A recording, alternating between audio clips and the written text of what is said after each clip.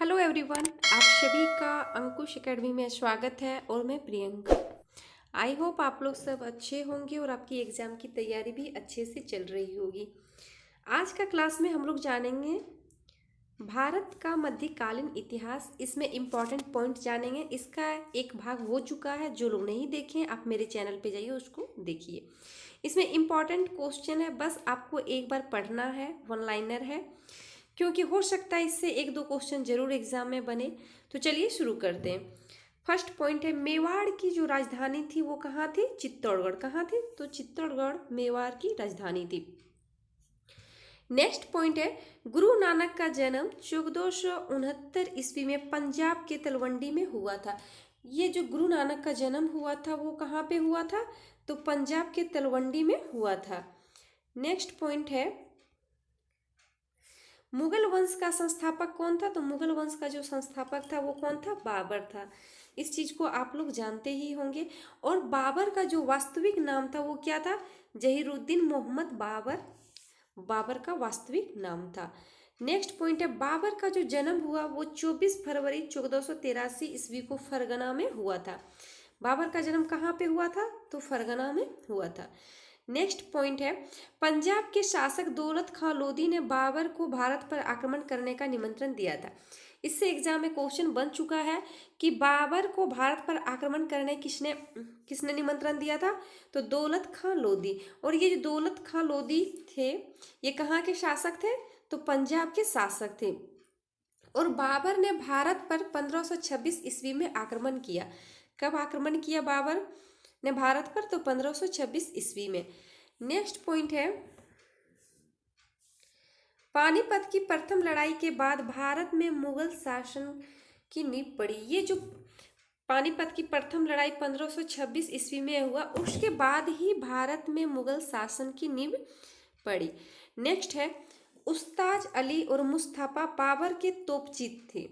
ये जो उस्ताद अली और मुस्तफा थे ये बाबर के तोपची थे। नेक्स्ट है, भारत में बाबर का अंतिम युद्ध अफगानों एवं बाबर के बीच घाघरा युद्ध हुआ था।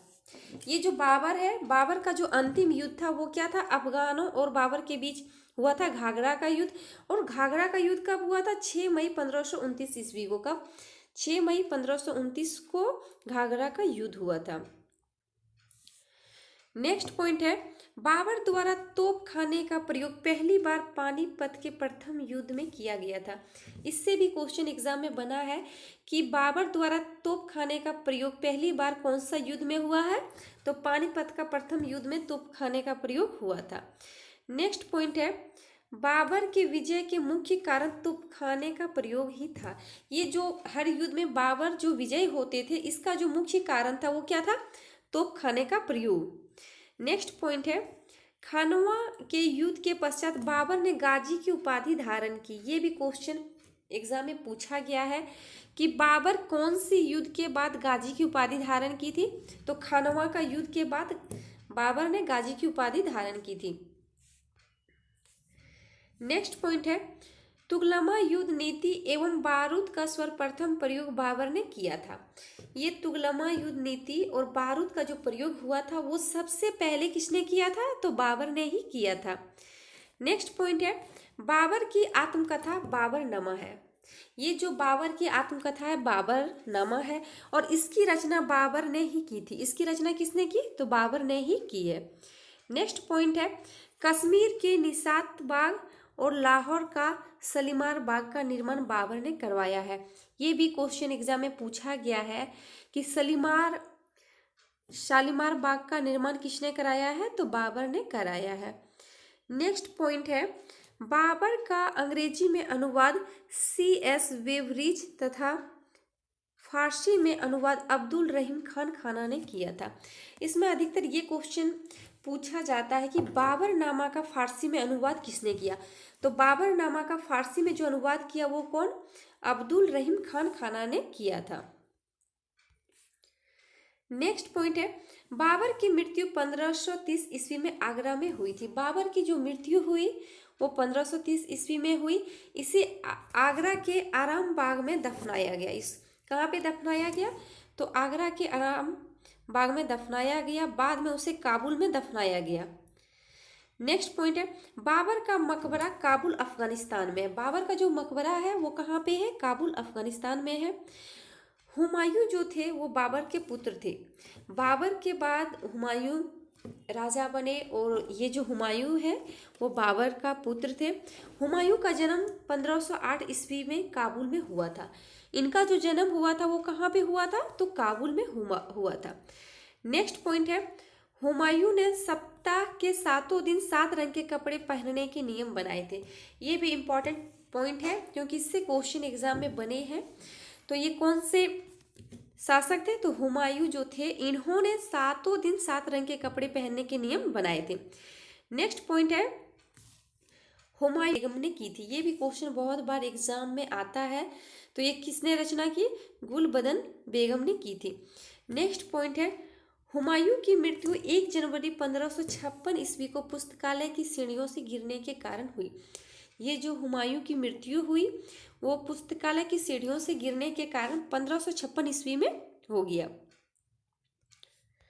नेक्स्ट पॉइंट है हुमायूं के मकबरे का निर्माण 1564 ईस्वी में हाजी बेगम ने कराया था।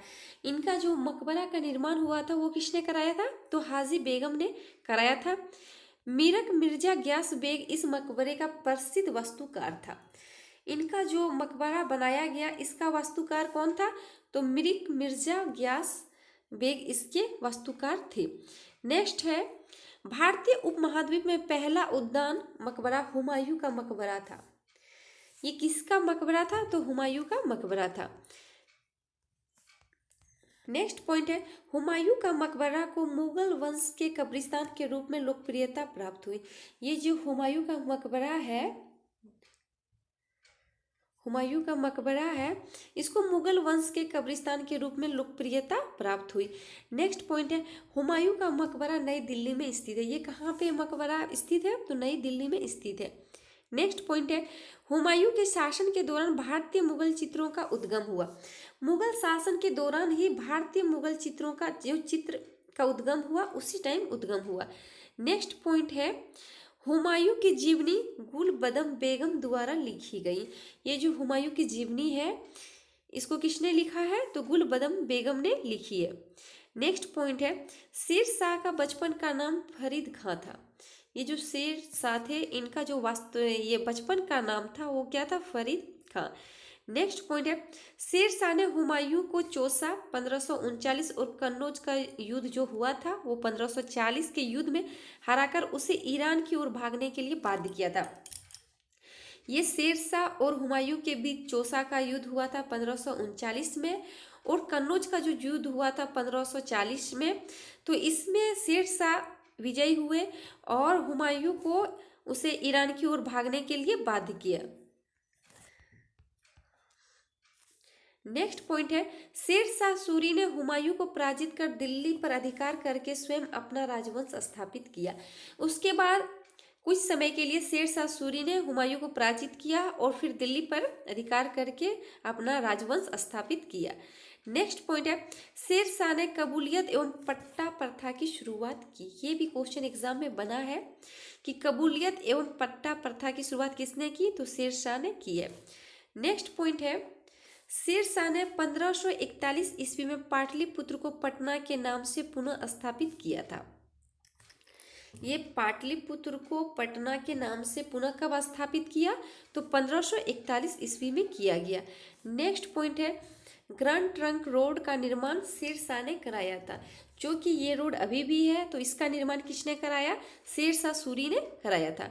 नेक्स्ट पॉइंट है शेर शाह का मकबरा सासाराम बिहार में स्थित है। ये जो शेर शाह का मकबरा है वो कहाँ पे है? तो सासाराम बिहार में स्थित है। नेक्स्ट पॉइंट है अकबर। अकबर का जो जन्म हुआ वो 15 अक्टूबर 1542 को अमरकोट पाकिस्तान में हुआ था। कहाँ पे? अमरकोट में हुआ था। अकबर का वास्तविक जो नाम था वो था जलालुद्दीन मोहम्मद अकबर था। अकबर का वास्तविक नाम क्या था? जलालुद्दीन मोहम्मद अकबर था।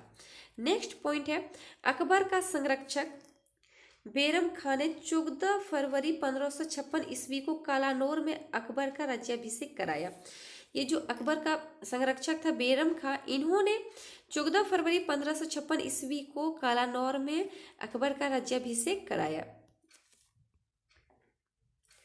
नेक्स्ट पॉइंट है, कालानौर में राज्याभिषेक के समय अकबर की जो आयु थी वो 13 वर्ष थी। उस टाइम जब राज्याभिषेक हुआ अकबर का, उस टाइम अकबर की जो आयु थी वो कितनी थी? 13 वर्ष।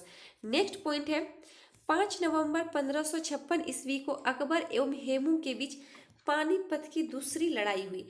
पानीपत की जो दूसरी लड़ाई हुई वो 15 नवंबर 1556 ईस्वी को अकबर एवं हेमू के बीच हुआ, जिसमें अकबर विजयी हुआ। कौन विजयी हुआ? तो अकबर विजयी हुआ। नेक्स्ट पॉइंट है, मुबारक खां ने मक्का तीर्थ यात्रा के दौरान बैरम खां की हत्या कर दी। ये जो अकबर के संरक्षक बैरम खां थे, इसकी हत्या किसने की थी? तो मुबारक खां ने इनकी हत्या कर दी।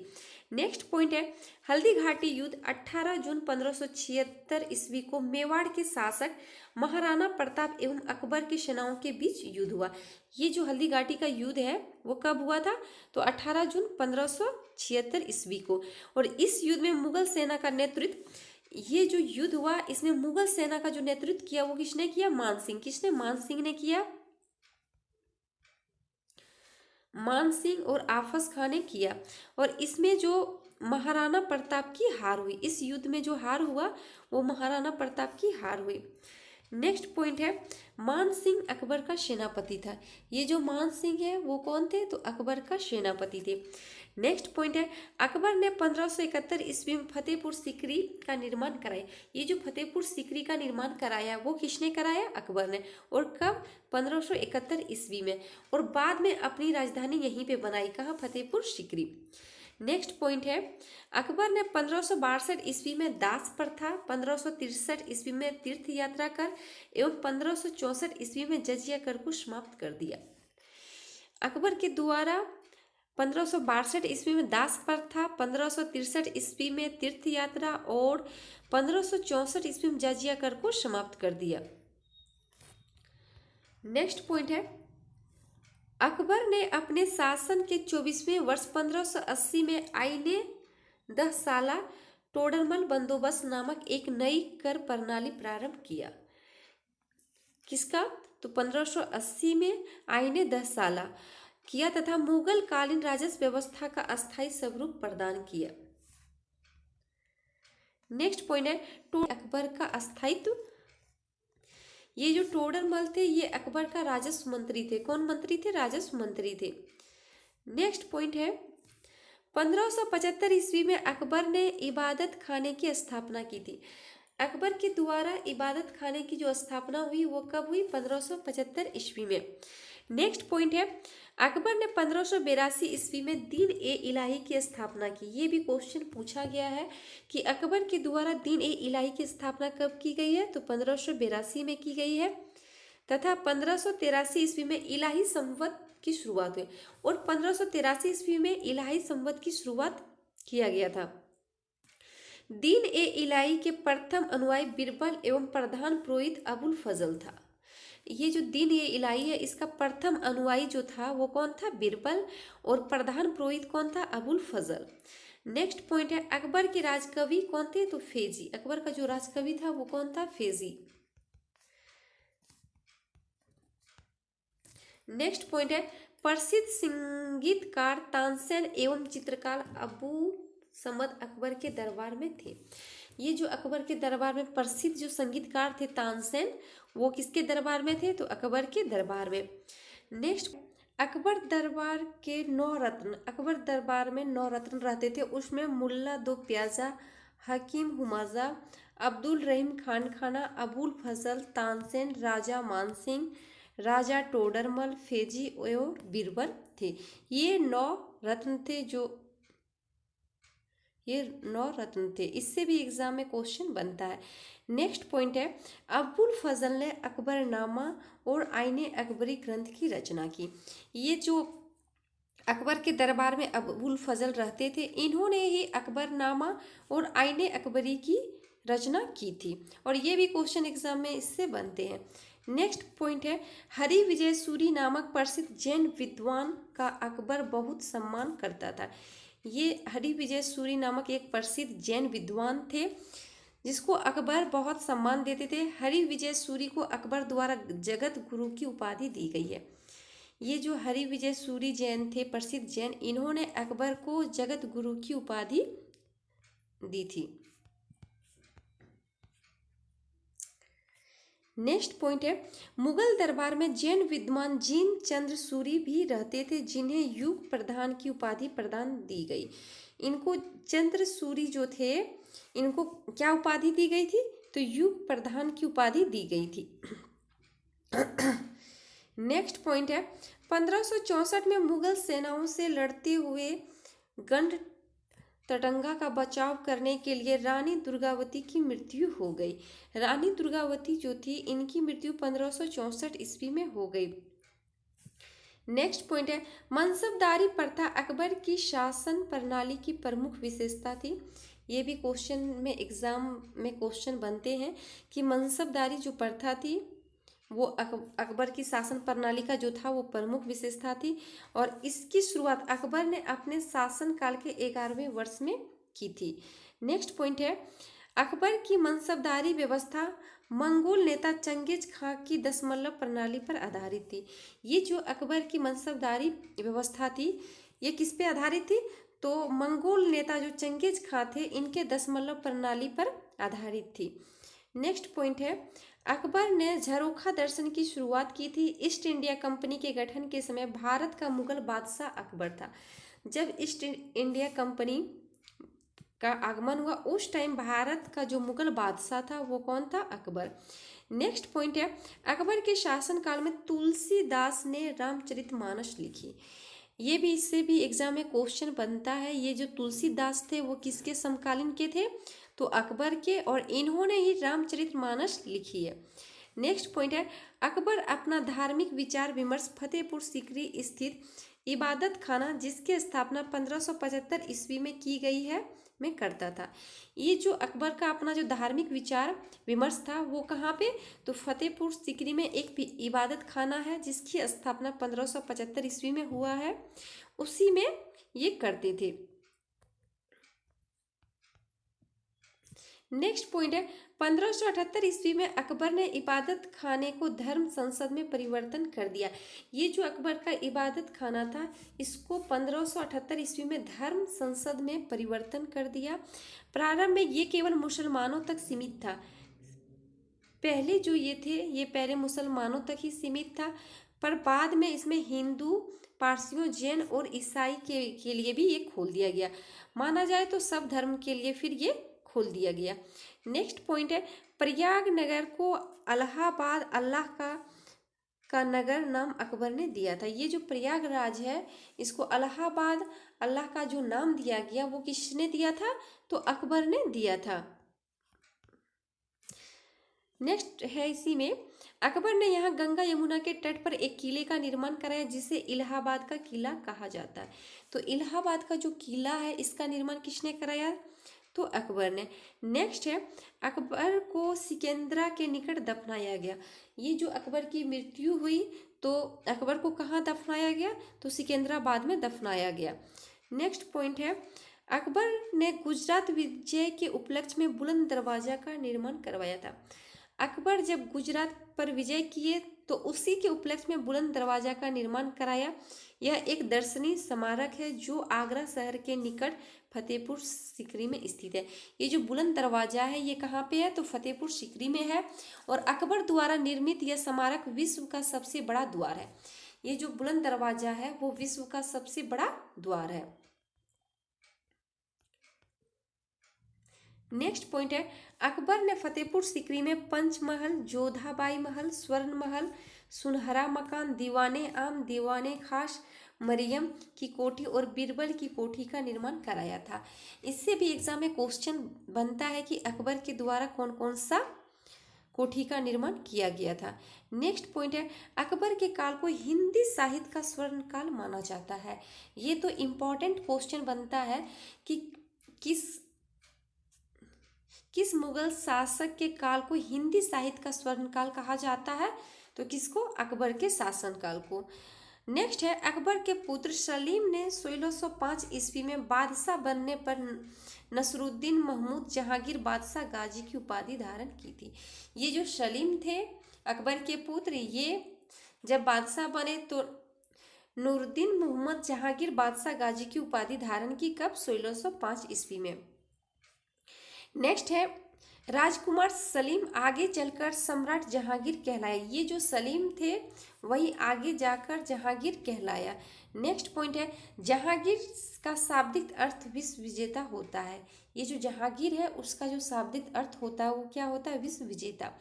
नेक्स्ट पॉइंट है जहांगीर को न्याय का जंजीर के लिए याद किया जाता है। ये भी क्वेश्चन एग्जाम में बनता है कि किस मुगल शासक को न्याय का जंजीर कहा जाता है, तो किसको? जहांगीर को।